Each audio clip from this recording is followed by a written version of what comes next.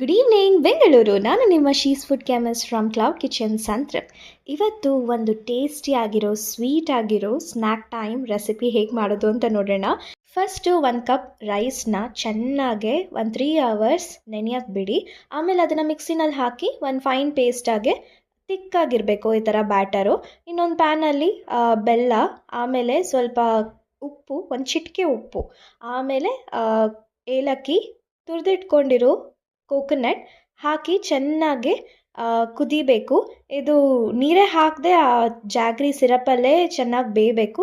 ಇವಾಗ ಒಂದು ಬಾಳೆ ಎಲೆ ತೊಗೊಂಡು ಅದರಲ್ಲಿ ಒಂದು ಚಿಕ್ಕ ದೋಸೆ ಥರ ಬ್ಯಾಟರಲ್ಲಿ ಮಾಡಿಕೊಂಡು ಮಧ್ಯದಲ್ಲಿ ಫಿಲ್ಲಿಂಗ್ ಇಟ್ಟು ಬೇಯಿಸ್ಕೊಳ್ಬೇಕು. ಹಬೆನಲ್ಲಿ ಸ್ಟೀಮ್ ಮಾಡಬೇಕು. ಸೊ ಇದೊಂದು 5 to 10 minutes ಸ್ಟೀಮ್ ಮಾಡಿದ್ರೆ ನಿಮ್ಮ ಟೇಸ್ಟಿಯಾಗಿರೋ ಸ್ನ್ಯಾಕ್ ರೆಡಿ. ಇದ್ರ ಹೆಸರು ಎಲೆ ಅಡೈ. ನನ್ನ ಕ್ಲೌಡ್ ಕಿಚನಲ್ಲಿ ಅವೈಲೇಬಲ್ ಆಗಿದೆ.